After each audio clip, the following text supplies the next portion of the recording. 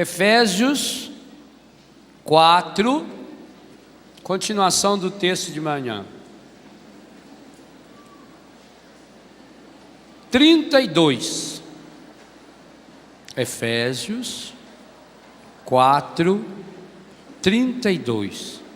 O que fazer para desterrar a amargura, a ira, a indignação, a gritaria e a calúnia e a malícia do nosso coração? Antes de qualquer reação, sede uns com os outros, bondosos e compassivos. Perdoai-vos uns aos outros, como também Deus vos perdoou em Cristo. Vou repetir para gravar bem. Antes de qualquer coisa, sede uns com os outros, bondosos e compassivos. Perdoai-vos uns aos outros, como igual também Deus vos perdoou em Cristo. Palavra do Senhor. Meus irmãos e minhas irmãs, aqui nós temos, nesse versículo, o grande mecanismo espiritual para a cura dos traumas.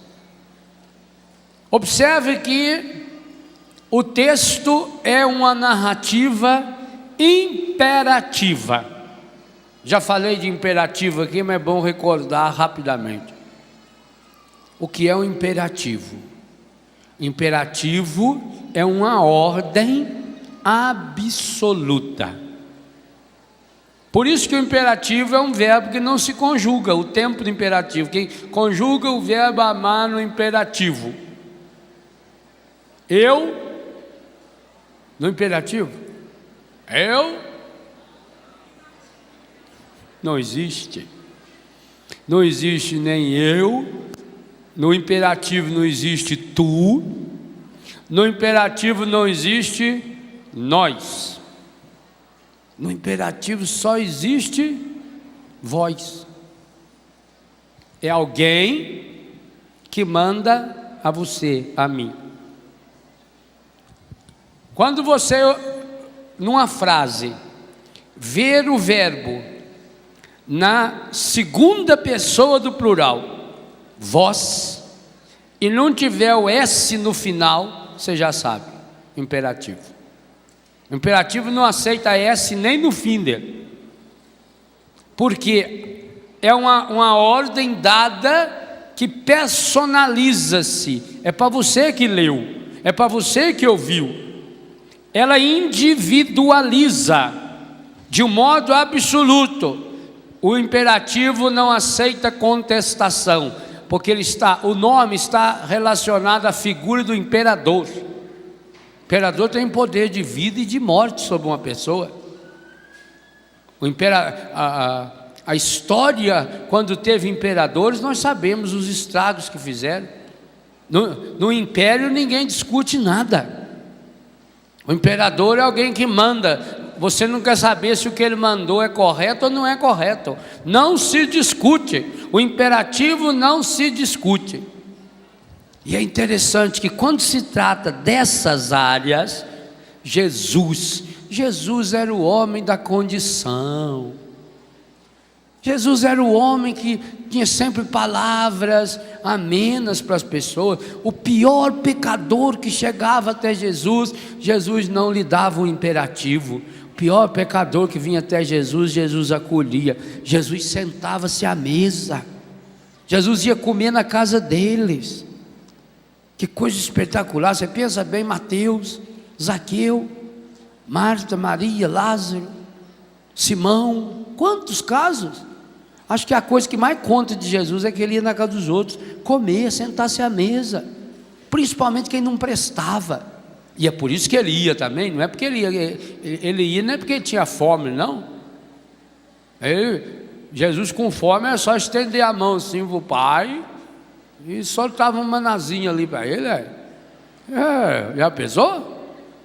Ele ia na casa das pessoas para mostrar duas coisas. Primeiro, para a pessoa: eu aceito você do jeito que você é.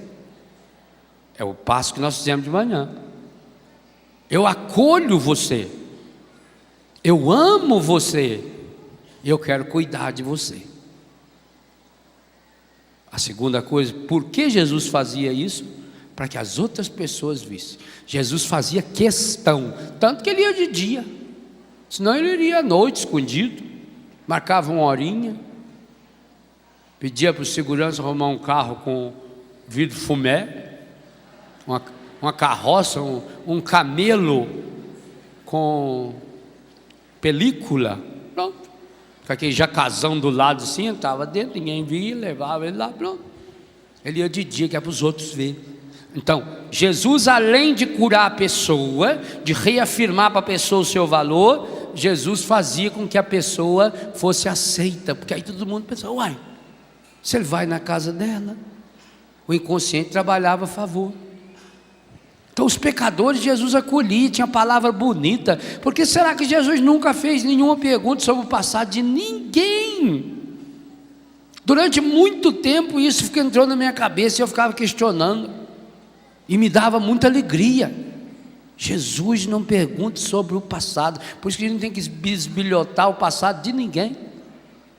Mas o ser humano no pecado, ele é especialista em bisbilhotar o passado, querer saber as coisas dos outros. Rapaz começa a namorar uma moça, a moça começa a namorar um rapaz, a primeira coisa que faz é querer saber quantas moças já namorou. E quando descobre que já namorou aquela fulana, briga. Mas por que você namorou ela?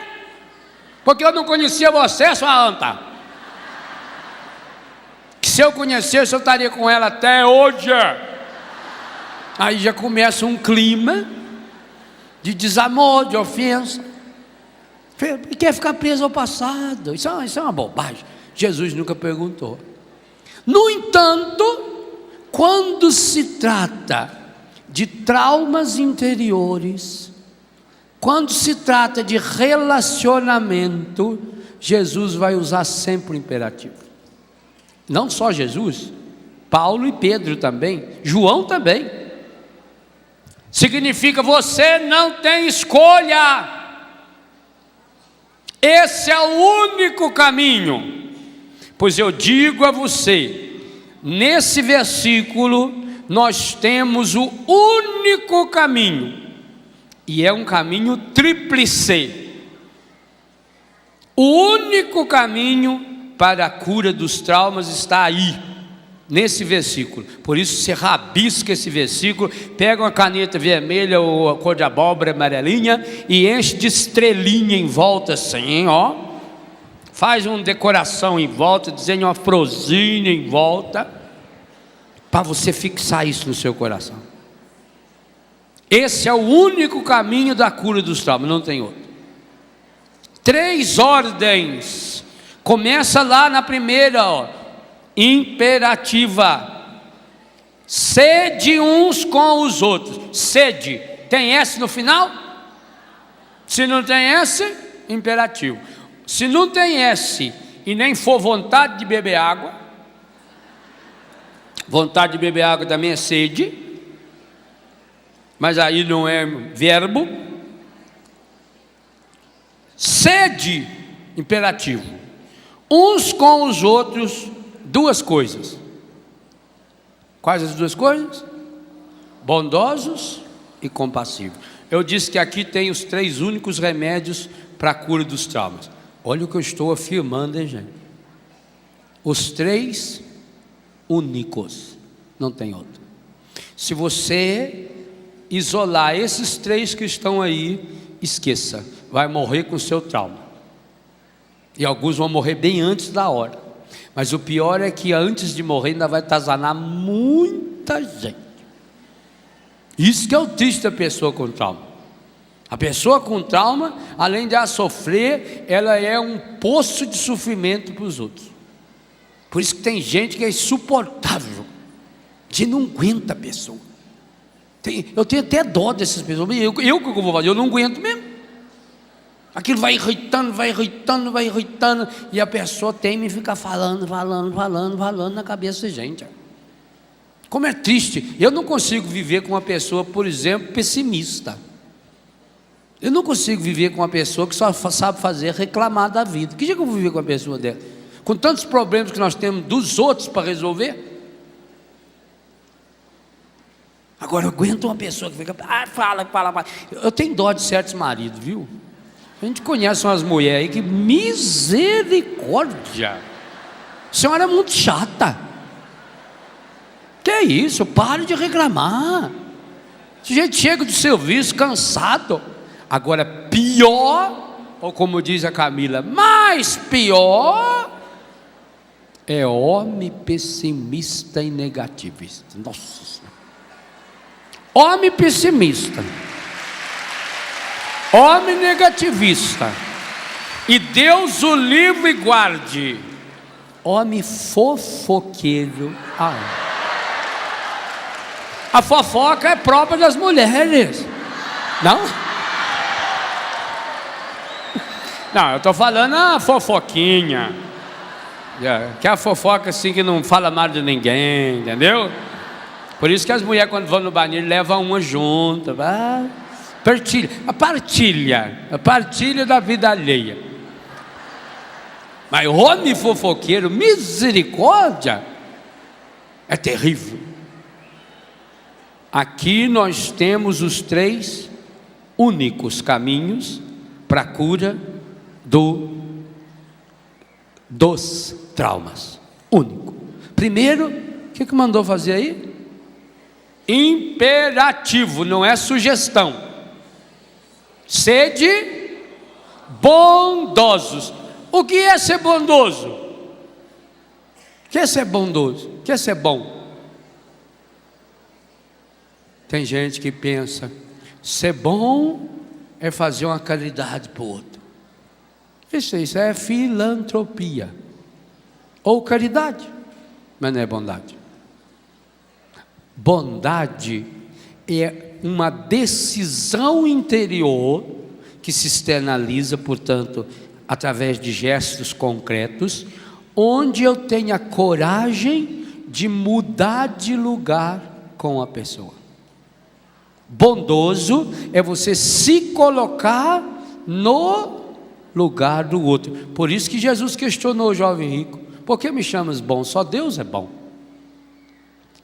O gesto explícito de bondade que o mundo tem é a cruz de Jesus, e Jesus na cruz. Ele tomou sobre si as nossas enfermidades. Por isso que do altar da cruz é que Jesus reafirmou e retomou a lição de perdão. Lá na cruz, Jesus na cruz, com certeza deve ter tido tentação, principalmente no campo do rancor, óbvio. Não tenha dúvida que Jesus foi tentado na cruz. E o que ele fez ali na cruz? Ensinou o segredo da cura dos traumas. Pai, perdoai-lhes, não sabem o que fazem. Que oração poderosíssima de cura do trauma. Porque ele estava se colocando no lugar da humanidade. O pedido de Jesus não é só em relação àquelas pessoas que estavam matando-o. O pedido de Jesus é para me ajudar e ajudar você hoje a perdoar as pessoas que nos ofenderam. Esse é o pedido de Jesus. Se ele tomou sobre si as nossas enfermidades, inclusive tomou sobre si os nossos traumas, inclusive os traumas que ainda poderão vir, de rejeição, de tudo aquilo que nós falávamos hoje, no primeiro momento da reflexão. Jesus já tomou, por isso, ele é o mesmo ontem, hoje e sempre. Por isso a nossa fé diz que ele desceu à mansão dos mortos. Quando a gente escuta essa oração que nós fazemos quase todos os domingos, porque agora, por exemplo, no período do Advento, no Advento ainda tem exceções, de período, por exemplo, da Quaresma, não se reza, ou creio em Deus Pai. Quando nós rezamos o credo, nós até talvez imaginemos Jesus descendo à mansão dos mortos, lá no inferno. Há uma visão linda no sábado santo, a oração da manhã, na vigília que os religiosos rezam, uma beleza de oração, contando a chegada de Jesus ao inferno. Ele foi lá. Mas essa certeza da fé não significa só aquilo que Jesus fez o dia que ele morreu e foi sepultado. Significa que Jesus pode fazer isso hoje, comigo e com você. Quando nós acolhemos Jesus na Eucaristia, Ele também desce à mansão dos mortos que está aqui dentro.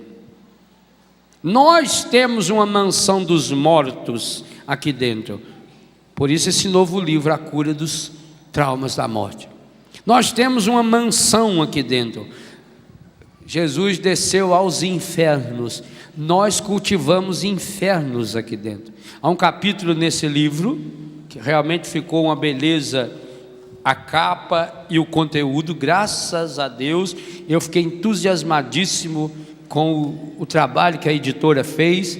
É um trabalho de fato nobre, ficou um livro nobre, um livro fácil de ler, um livro bonito, agradável, né? Realmente ficou, estou falando da parte técnica, ficou muito bom. E o conteúdo, se eu escrevi a partir das reflexões, a partir de pregação que eu fiz aqui também, é porque eu acredito de fato nisso. Essa cura dos traumas da morte não é só para as mortes físicas de pessoas que já deixaram esse mundo, mas é aquilo que está morto dentro de nós. O inferno, quando eu falo aqui em criar céu, em deixar rastros de Deus por onde a gente passa, temos que começar aqui dentro, criar céu aqui dentro. Aonde? Aonde encontram-se os meus infernos. Quantos, gente, que vive um inferno interior? O que tem aqui dentro é só o que não presta, só vem imagem negativa. A pessoa torna-se pessimista, torna-se um sentimento de vítima. A pessoa só tem malícia, só tem maldade. Olha as palavras de antes, o versículo 29 a 31. A pessoa só tem malícia, a pessoa só tem maldade. A pessoa só pensa que vai dar errado e aí já se prepara para dar errado. Isso é inferno que tem dentro de você. Você tem que deixar Jesus descer aos seus infernos. Aliás, ninguém vai para aquele inferno que está lá, não sei aonde, né? E também ele não quer saber, não quer endereço. Quem souber não me conta, porque eu não quero ir para lá de jeito nenhum. Ninguém vai para aquele inferno se não cultivar o inferno dentro de si, se não tiver sintonia. Tem que aprender o idioma primeiro. Quando você vai para um país estranho, você tem que aprender o idioma. Para você ir para o inferno, você precisa aprender o idioma do inferno. E alguns de vocês já estão dando aula. Já está fluentemente falando o idioma do demônio. Quem aí fala o idioma do demônio? Não levanta a mão, não é bom. A pessoa fala. Não pensa que o idioma do demônio é a pessoa que fala.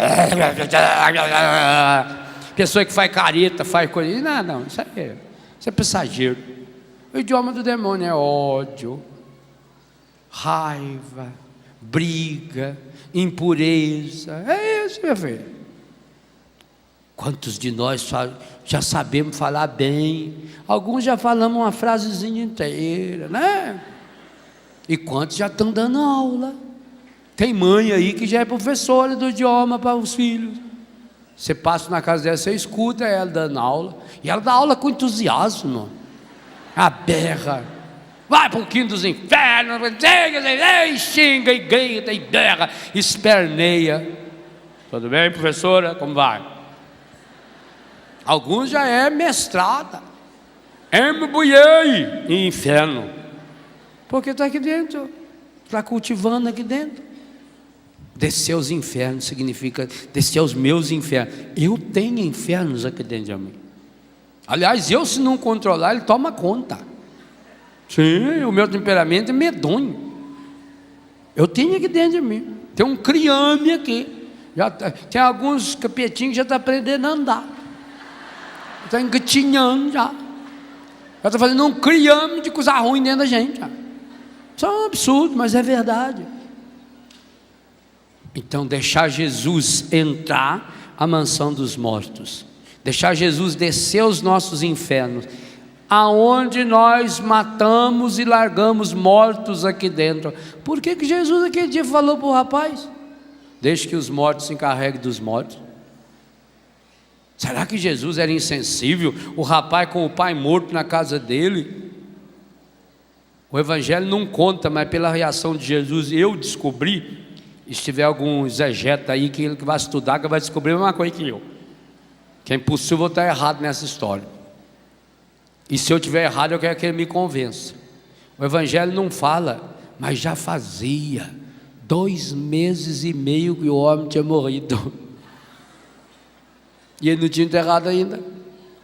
Já fazia, por isso que Jesus falou: deixa o morto encarregar de morto, rapaz. Quer dizer que lá já está fedendo. Mas também significa que nós precisamos eliminar e deixar que a graça de Deus enterre os mortos que nós carregamos aqui dentro. Todos nós aqui carregamos um monte de mortos. No livro você vai percebendo isso. A nossa vida é muito interessante. Quando uma criança na escola, a mãe fala assim: desenhe uma árvore com a sua família. É uma árvore enorme. Ela põe assim: papai, mamãe, o meu irmãozinho fulano, cicrano, meu tio, minha tia, vovô, vovó, vovô e vovó do outro lado do gai do pai. É tudo vivo. Às vezes até não é muito incomum a bisa, ou bisa. Meu bisavô está vivo, minha bisavó está viva. Então eu tenho uma gaiada que é uma beleza. Aí a gente vai crescendo. Hoje, faça o desenho de novo. A bisa já. O avô, quantos de nós que já não tem avô? Faz o teste, levanta a mão quem não tem avô mais. Aí. Avó, levanta a mão. A maioria tem mais vô e vó. Vô e vó estão em extinção.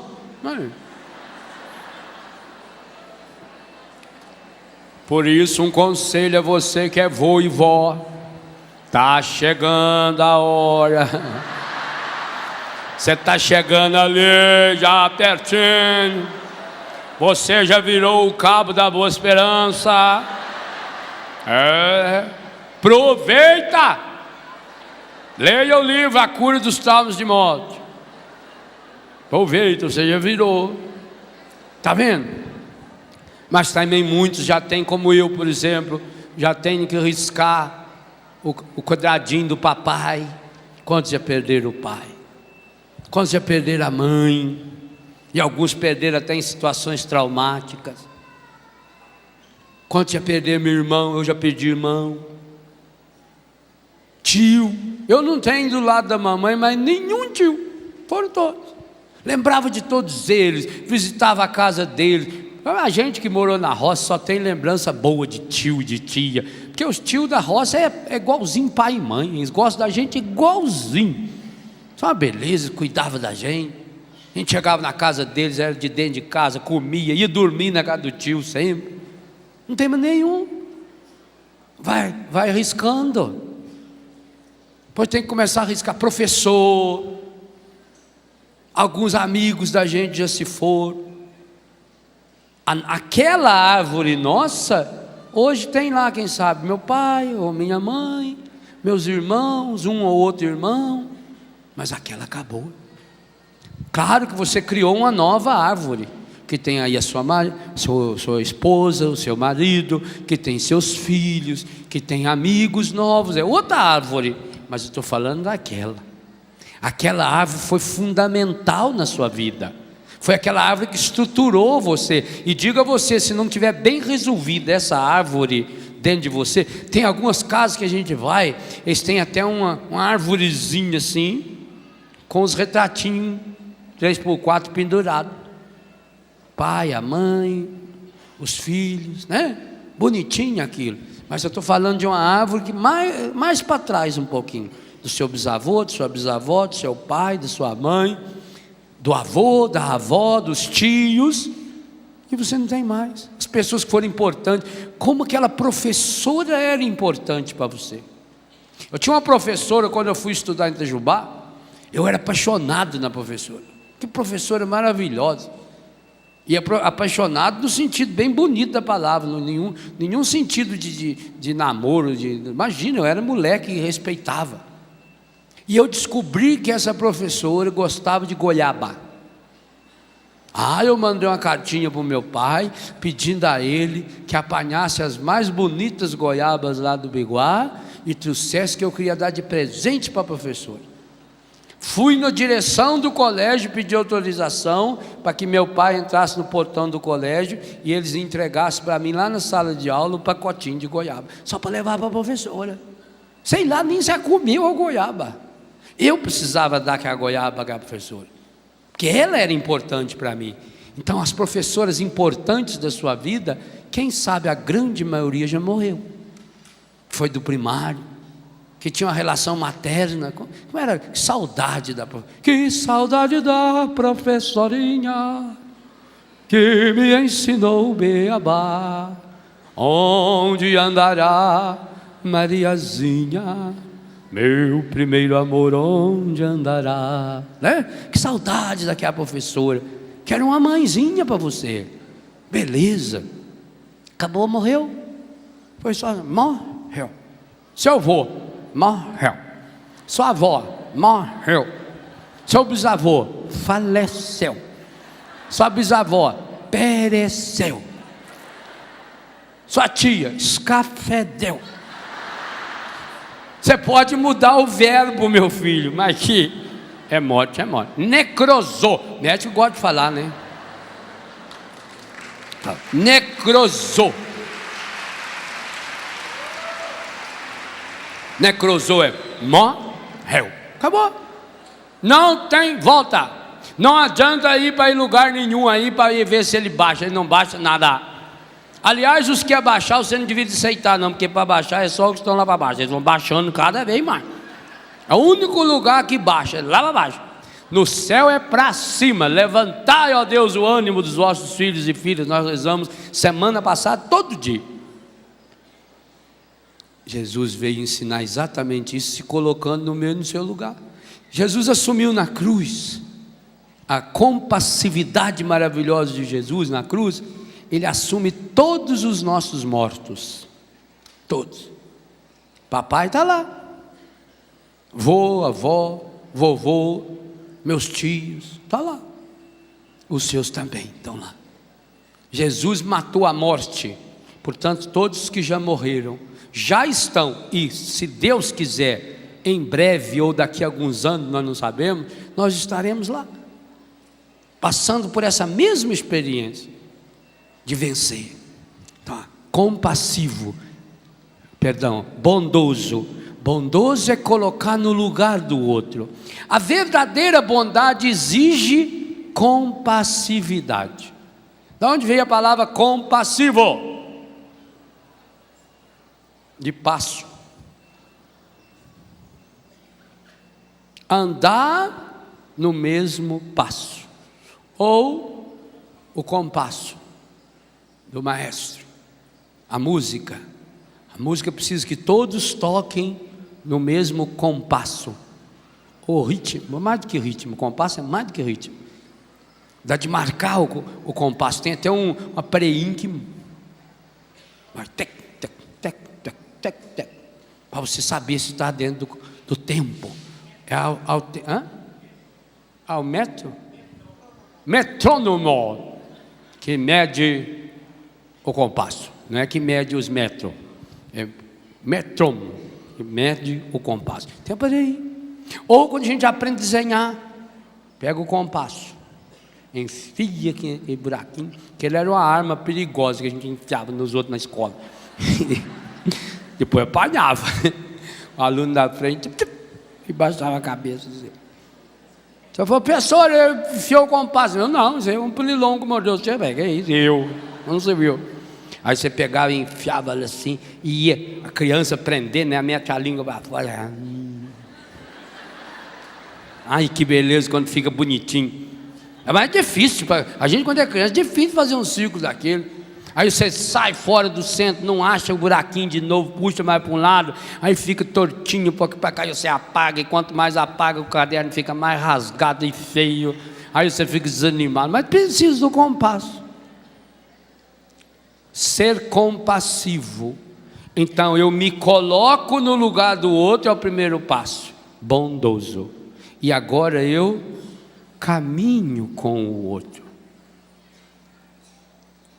O amor leva ao perdão. O perdão é absolutamente injusto. Quem pensar na ideia de justiça e querer associá-la a perdão, não vai perdoar nunca. Porque o justo é a vingança. Não é? Deus quer que a gente seja bom, mas não seja bobo. Então a pessoa vai lá, fala, critica, faz isso, e eu agora vou rezar por ela aqui, jacaré. Depender de mim, eu enfio a mão na cara dela. Estou com a alma lavada. Falei, mas falei tudo que eu tinha para falar. Desentupiu. Não desentupiu. A única água que lava, terceira palavra, única água que lava a alma é a água do perdão. Não tem outra.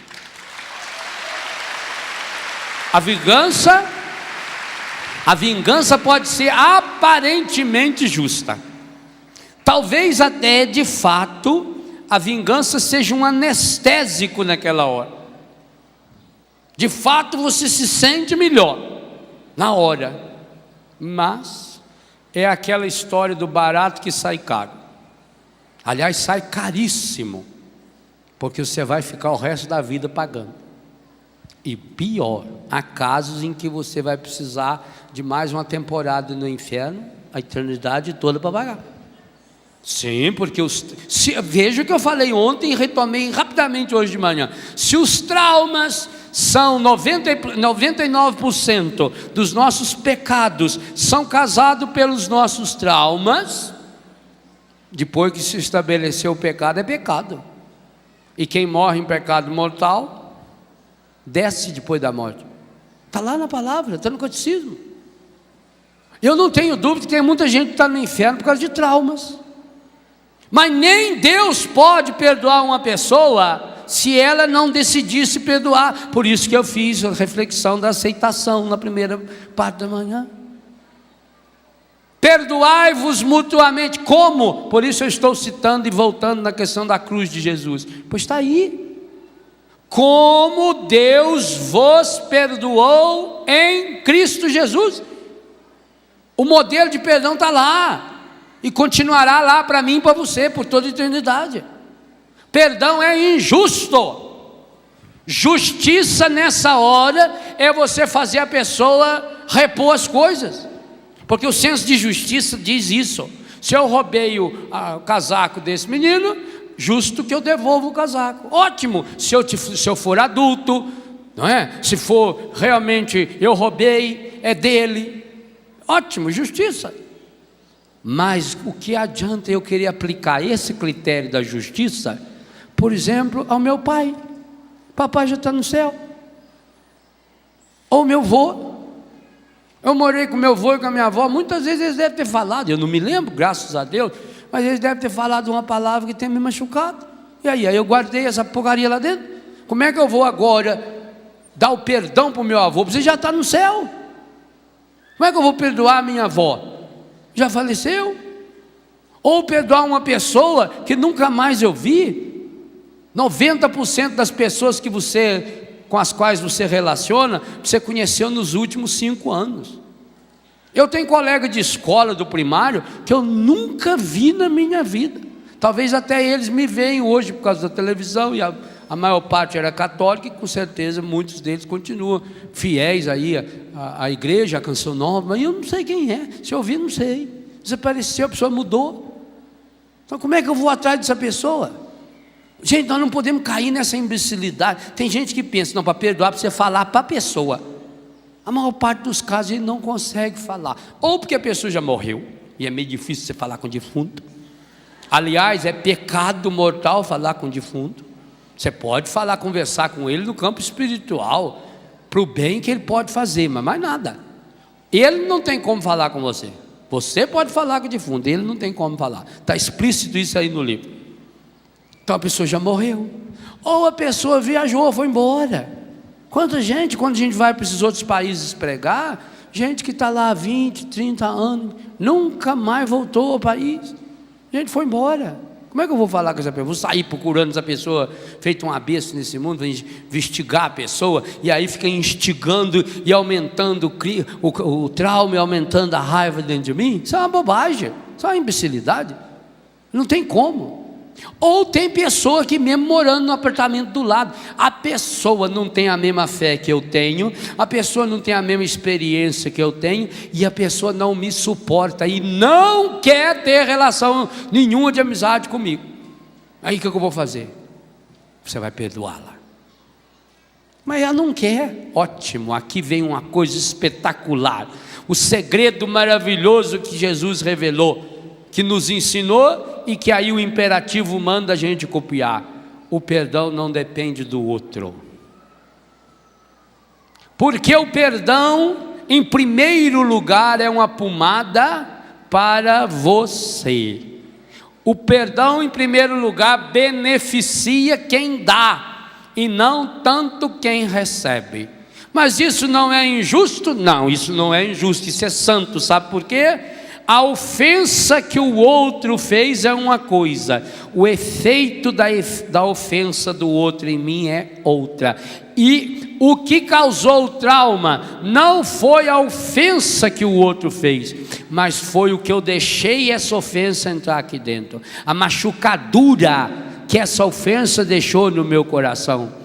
Em primeiro lugar, o perdão cura a mim, cura o meu coração. Porque a pessoa nem sabe, talvez, que ela me magoou, ela nem sabe que ela me ofendeu, ela nem sabe que ela me machucou. Às vezes a gente machuca as pessoas, e as pessoas nos machucam inconscientemente. Nós não sabemos que machucamos a pessoa, e machucamos a pessoa. Ela nem sabe que tem que pedir perdão para você.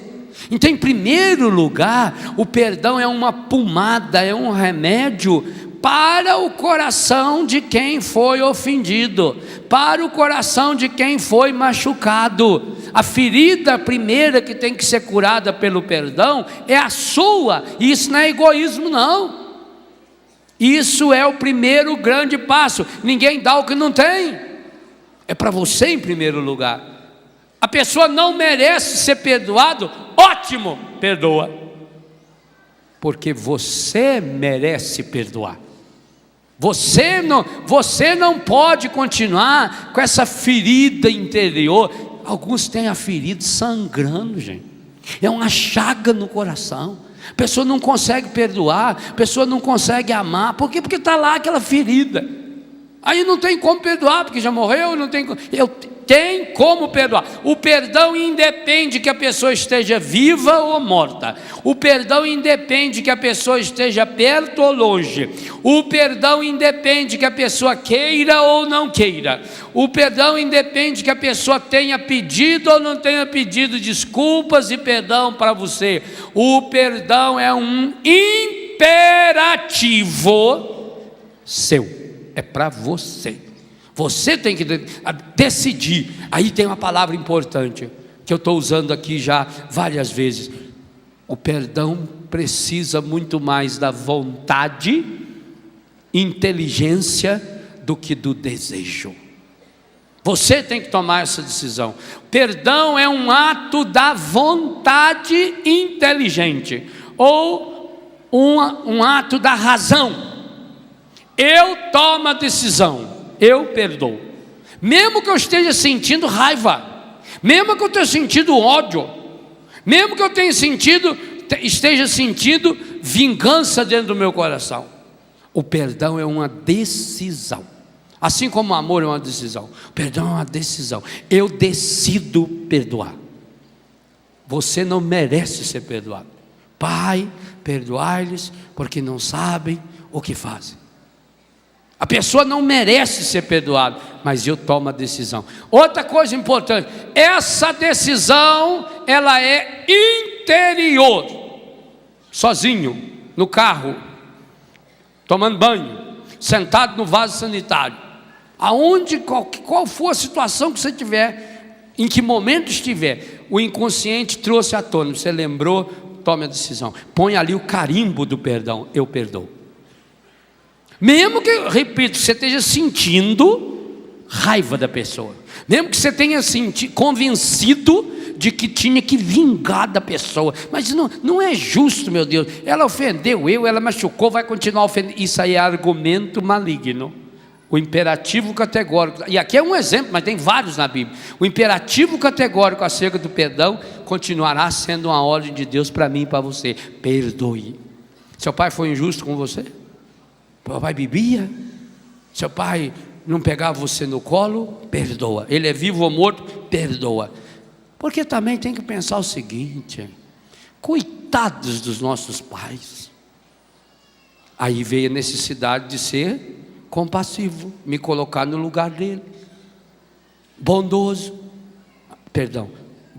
me colocar no lugar dele, compassivo, a caminhar com ele.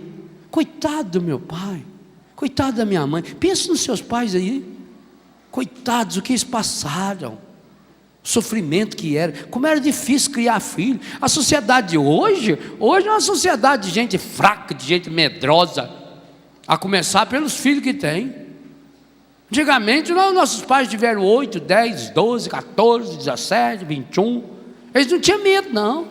Eles confiavam em Deus. Aquele número de filhos é confiança em Deus. Eles confiavam em Deus, acreditavam em Deus, que Deus ia ajudar. Não, Deus dá a graça. E depois punha os filhos, ensinava os filhos a trabalhar também, que ele não era besta. Se pior andar, já aprende a fazer um serviço. Já ensinava, e cada filho que nascia era 2 braços a mais para trabalhar. Agora hoje em dia, como os pais não ensinam os filhos, treinam os filhos para ser um bando de vagabundo aí que não faz nada, que fica dia inteiro só vendo televisão e comprando tênis de R$1.000. Cada filho que nasce é boca a mais, é uma escola a mais. Hoje em dia já tem 2, 3 filhos. Olha para o seu pai. Tem aí pai que teve 8 filhos. Ele teve mais filhos que os netos dele todinho, porque os filhos dele casaram, teve 1, meio, e olha lá. Meio, porque também não se dá inteiro para um filho. Nós criamos uma raça assim, mas pensa no pai e na mãe, pensa no que eles tinham dentro de casa. Você lembra sim, porque você estava lá também. Não tinha nada. E lutava, e deram conta, e ia atrás, e dava um jeito, e vinha a criatividade do pai e da mãe, em cortar a roupa dos parentes que morreu, para fazer roupa nova para a gente. Como era bom quando morria um tio. Vamos herdar umas roupinhas aí. Mas sabe aquele tio que morreu? É aquele que tem o pelitoche. Tomara que vinha para nós, né? A mãe recortava, nós ia para a festa, para a missa. Podia estar um calorão danado, gente, de pelitópis. É novo? E põe aquele paletó de lã, 40 graus ali. Não, tá meio fresquinho, né? O tempo virou só para mostrar o paletó novo. Novo nada, era do tio falecido. Como era bom. Então pensa, o seu pai e sua mãe sofreram muito. Eu vou dizer uma coisa para você: quando a pessoa vem conversar comigo, eu nunca consegui entender até hoje como é que alguém tem trauma do pai e da mãe. A não ser que tivesse sido um carrasco, que graças a Deus eu nunca conheci. Não entra. Para mim, a maior parte desses casos aí é frescura. É a pessoa que não tem o que fazer. Aí fica fuçando. Acha um serviço, mas vai trabalhar um pouco. Vai ajudar na PAI, vai ajudar no hospital, gasta sua vida numa coisa que presta. Você fica pensando muito em si mesmo, fica entortando dentro do seu coração. Isso é uma bobagem. Pode ter trauma do pai e da mãe, que lutaram tanto, fizeram o possível e o impossível. Quanto sua mãe sofreu na gravidez, no parto. Antigamente o parto era feito em casa, com parteira, não tinha recurso nenhum, nada, nem técnica, não tinha nada. Mulher tinha que ir lá, traz uma bacia d'água e fica molhando aquela toalha, enrola na boca dela e ela mordia toalha. E o rapazinho não vem, às vezes ficava lá horas e horas, e a dor, e não vem, e além disso não podia nem reclamar, porque as mães não reclamavam, porque aquilo era alguma coisa sagrada, então do sagrado não se reclama. Ficava lá com aquele quarto fechado, fechava a porta, fechava a janela, fechava tudo. Os bois eles levavam tudo para o curral, lá para outro, não sei aonde, os cachorros, os gatos e os filhos, né? Os menores, porque senão a gente ficava na porta ali. O que é, pai? O que está acontecendo, pai? Pai? A mãe está morrendo, pai? O que tem? Não. Então, para evitar tudo isso, já levava a gente uns 15 quilômetros de distância, né? Todo aquele sofrimento, não tinha nem remédio, gente, era tudo caseiro. Agora você vai ficar reclamando da sua mãe. Vai para o meio dos quintos, o que é isso? Não admito isso não. Isso aí não é trauma não. Isso é mais pecado do que trauma. Perdeu-se a dimensão do sagrado, honrar pai e mãe. Eu tenho que honrar aquilo que meu pai e minha mãe foram também. Claro que alguns tiveram, mas aí pode observar, era pai e mãe desequilibrado. Então nós tivemos muitos, eu não tive, graças a Deus, mas muitos de vocês tiveram um pai desequilibrado, uma mãe desequilibrada. Era uma doença, eles também não sabiam disso, eles não conheciam nada disso, nem Ministério de Cura Interior não existia para ajudá-los, não tinha. Graças a Deus, isso é uma coisa que vem os últimos anos que a gente vem aprendendo, desenvolvendo, e estamos estudando ainda, trabalhando em cima disso. Nós também não sabemos todas as consequências disso. Então, quando eu me torno bondoso, eu me coloco no lugar.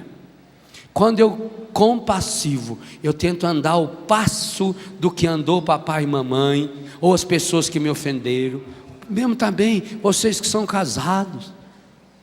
Sabe por que seu marido tem aquele temperamento, ou sua mulher tem aquilo? É trauma da infância, trauma da barriga da mãe. Precisa mais de oração do que qualquer outra coisa.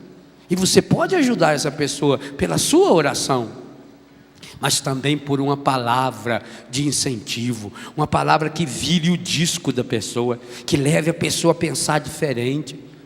Por isso que eu não acho que pai e mãe deveriam criticar filho. Eu não aceito que marido critique mulher, que mulher critique o marido. Eu estou me convencendo de uma coisa, pensa o que você quiser. Eu estou me convencendo de uma coisa: quem ama não critica. Deixa que a sociedade critica. Aliás, você já conheceu algum crítico de qualquer área que tivesse produzido qualquer coisa que prestasse? Acho um crítico literário que tem escrito um livro. Ele sabe criticar o livro que o outro escreveu, mas não sabe escrever livro. É a mesma coisa que o crítico de música. Ache um crítico de música que escreve resenhas sobre CD, discos e tal, nas revistas, nos jornais. Você olha o nome dele lá. Mas esse jeito nunca gravou um disco. Se não grava disco, por que vai criticar a música do outro? Quem faz não critica. Só critica quem faz mal. Aí fica com inveja do outro. Vendeu tantos mil já e eu não vendi. Sei como é que vocês gostam que a música, a minha é mais bonita. A sua é tão bonita que ninguém aguenta ouvir. Rapaz. Para de cantar, você não tem talento nenhum para a música, não. Você é um fracasso. Pronto, conforme-se. Acha um crítico de cinema, nunca fez filme, nunca participou nem como ator, nem como diretor, nem como faxineiro da filmagem. Não tem talento para nada, também tem uma cara. Tem um no Brasil mesmo que tem uma cara que Deus o livre, se fosse no cinema. Ele servia bem para substituir o Zé do Caixão, o Rubem Edivaldo Filho. Ele servia, ia ser assim, um Zé do Caixão mais ameno, né? Mas ele servia. Fora isso, não serve para nada. Mas critica. Não, esse espírito de crítica não é de Deus, não. Marido não tem que criticar a esposa. Deixa o mundo criticar. Esposa não tem que criticar seu marido para nada, em nada. Aí é uma crítica construtiva. O que é crítica construtiva? Crítica construtiva é apelido de ofensa disfarçada. Crítica não existe discutir, construtiva, não. Crítica é crítica. E se é crítica, é crítico, não serve a nada. Deixa o mundo criticar você. Ô pai e mãe, não critique o seu filho. Porque quando você critica a criança, você está criando um trauma dentro da criança. Sabe por quê? Lembra do que eu falei ontem, da música para o inconsciente? O segundo elemento que mais leva algo do consciente para o inconsciente é a proximidade afetiva que a gente tem com quem fala. Se um professor me fala alguma coisa, tem um peso. Se um estranho me fala uma coisa, tem peso. Mas se é minha mãe que fala, se é meu pai que fala, associou ao amor que eu tenho. A figura do pai e da mãe, do marido, da mulher, do irmão, é uma figura muito afetiva dentro de nós. Mesmo quem não tem raiva, ou quem tem raiva do irmão, não tem problema. A afetividade está lá. Aquilo entra lá no inconsciente, na hora, e fechou. Não critica. Seu filho jogou bola e o jogo não foi bom, não critica. Não fala para ele, você não presta. E pior é quando a crítica associa o fato feito à pessoa. Você não sabe fazer nada, só porque a menina fez lá um servicinho errado. Veja se tem alguma coisa boa para elogiar. Se der para elogiar, elogia. Se não der, deixa passar assim, passa em branco, não comenta muito. Vai chegar uma hora que você vai poder conversar com ela, ensinando a fazer. Aliás, é por isso mesmo que as mães se irritam muito quando o filho faz coisa errada, serviço errado, é sinal de que a mãe não ensinou direito. Então, na verdade, a raiva da mãe é dela própria. Aprenda, seja humilde. Se o menino foi jogar bola e chutou a bola fora, errado, mas não critica. Fala, não, meu filho, hoje a gente perde, amanhã a gente ganha. Então entusiasma. E depois, quando a ferida porque ele está se condenando. Ninguém condena mais um moleque de ter feito um chute errado e não ter feito o gol do que ele mesmo. Então, deixa amenizar, deixou passar, para não ter perigo de criar trauma. Passado lá alguns dias, você vê que puxa assunto do gol. Se ele ri, por exemplo, faz uma piadinha, uma brincadeira, fala, você está aquele dia com o pé torto. Você viu que a criança riu, acabou. Aí sim é hora de você dizer, ó meu filho, quando você for bater um pênalti, você tem que olhar bem no gol, esquece quem estiver do lado, esquece quem estiver vendo, esquece. Você olha no gol e bate assim com o peito do pé, ou com esse lado do pé, assim assado, tal, tá bom? Mas eu tenho certeza que a força que você chutou aquele dia, isso você tem um dom para chutar. Agora, falta só direcionar o seu chute. Pronto, a criança vai aceitar. Mas não é crítica. Crítica, zero. Inicie um processo na sua casa. Crítica, zero. Não deixa ninguém criticar. Você não critica. Você não, também pais, não critica os seus filhos, pai. Pai. Você não sabe a importância que você tem para o seu filho? Se você sabe, então sua palavra tem peso. Pai e mãe não devem criticar filho. Não deve deixar que critique também. Meu pai falava isso. Como é que vem alguém dentro da minha casa? Ele não aceitava. Alguém vem na casa dele reclamar do filho dele. Isso é um desrespeito. E ele de fato é. A crítica não leva ninguém. Jesus não criticou nem aqueles que estavam matando-o. Pai, perdoa-lhes, não sabem o que fazem. Foi a desculpa que Jesus deu. Parece até uma desculpa esfarrapada, mas foi a desculpa de Jesus para ensinar a gente: perdoai-vos uns mutuamente, assim como o Pai vos perdoou em Cristo. Eu queria convidar você a terminar esse momento. Nós vamos fazer o momento de oração na missa hoje à tarde. Vamos terminar esse momento se predispondo ao perdão. Pai Santo, Pai querido, Pai amado, Sua palavra ordena-me de modo imperativo que eu seja bondoso, compassivo e perdoe todos aqueles e todas aquelas e cada um daqueles, cada uma daquelas que me ofenderam, que me machucaram, que me prejudicaram, levando-me aos traumas de vida e de morte. Eu suplico ao Pai a força do Espírito Santo para vir ao encontro da minha fraqueza, ao encontro das minhas limitações nessa área. Pai Santo, é muito difícil perdoar. Muitas e muitas vezes, Pai, parece que perdoar é ser fraco, é aceitar a injustiça. Eu tenho muita dificuldade para perdoar, Pai, principalmente aquelas pessoas próximas a mim, que me ofenderam, me machucaram, meus pais, meus irmãos, meu marido, minha esposa, meus filhos. Para mim é muito difícil perdoar essas pessoas, porque eu até pensava, se fosse alguém estranho que fizesse isso, mas logo essa pessoa. Mas se fosse alguém estranho, de fato, não teria o mesmo peso. O que está machucando é pelo fato dessa pessoa ser próxima. O que machuca é de fato a intimidade com essa pessoa, principalmente a intimidade que se estabeleceu no inconsciente. Pai Santo, Pai querido, Pai amado, ajuda-me a perdoar, ensina-me a perdoar. Eu quero perdoar, eu tomei a decisão de perdoar. Ajuda-me a perdoar, ensina-me a perdoar. Vai imaginando a pessoa, principalmente aquelas que mais machucaram a sua alma.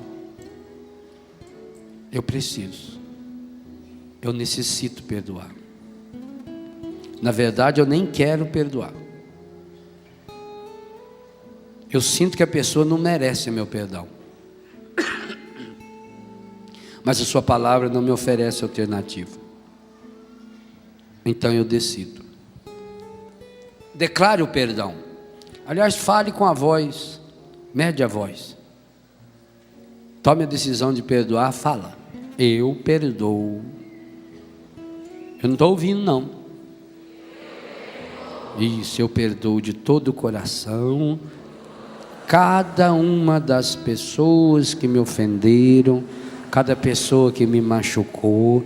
Eu perdoo de coração as pessoas que me provocaram traumas inconscientes, quando eu estava ainda na barriga da minha mãe, quando eu nasci, na minha infância, na minha adolescência, na minha juventude, na idade adulta. Eu perdoo, eu tomo a decisão de perdoar. Eu perdoo essas pessoas que já morreram. Lembra agora dos falecidos? Eu perdoo de coração todo o mal que essa pessoa me fez. Eu perdoo. Não obstante o meu sentimento de revolta, o meu sentimento de raiva, meu sentimento de angústia, o meu desejo de vingança, eu perdoo, de coração. Põe a mão no seu coração, sela esse momento. Pai Santo, Pai querido, Pai amado, Espírito Santo de Deus, Jesus, abençoa-me. Faz um sinal da cruz no seu coração, externamente, obviamente, para lembrar o seu inconsciente de que você tomou uma decisão e que você se prepara para a Santa Missa de hoje, primeira missa do Advento, primeiro domingo do Advento, Você se prepara para tomar posse do perdão e para dar esse perdão. Eu me abençoo em nome do Pai, do Filho, do Espírito Santo. Aqui, só no coração. Eu me abençoo em nome do Pai, do Filho, do Espírito Santo. Amém. A tua ternura, Senhor, vem me abraçar. Vamos aplaudir, vamos fica de pé e canta. E a tua bondade infinita me perdoar. Vou ser teu seguidor e te dar o meu coração. Eu quero sentir o calor. Perdoar, oh Pai, nos perdoa. Fica nas mãos a tua ternura. A tua ternura, Senhor, vem me abraçar. Vem me abraçar.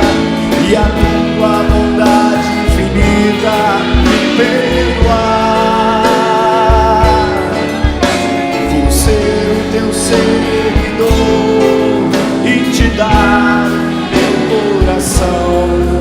Eu quero sentir o calor de tuas mãos nas palmas. A ti, meu Deus, a ti, meu Deus, elevo meu coração, elevo as minhas mãos, meu olhar, minha voz. A ti, meu Deus, eu quero oferecer. A ti, meu Deus, eu quero oferecer meus passos e meu viver, meu caminho, meu sofrer. Com toda a força, solta sua voz, ergue suas mãos. A tua ternura, Senhor, vem me abraçar. E a tua bondade infinita me perdoar. Vou ser teu seguidor e te dar o meu coração. Eu quero sentir o calor nas palmas. A ti, meu Deus, a ti, meu Deus, que és bom e que tem amor, que tem ao pobre e ao sofredor. Vou servir e esperar em ti, Senhor. Em ti, Senhor, humilde se alegrarão, cantando a nova canção de esperança, cantando mais forte que você puder, mais alto, a tua ternura, Senhor, vem me abraçar. E a bondade infinita, e a tua bondade infinita me perdoar.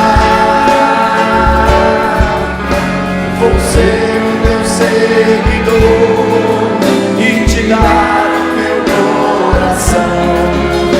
Eu quero sentir o calor de só as vozes do lindo coro, a tua ternura, Senhor, vem me abraçar. A tua bondade infinita, vou ser teu seguidor e te dar meu coração. Eu quero sentir o calor de tua mão. A tua ternura, Senhor, vem me abraçar. Bondade e a tua bondade infinita me perdoar. Você será o quê? Ou ser o teu seguidor e te dar o meu coração. Eu quero sentir o calor de tuas mãos.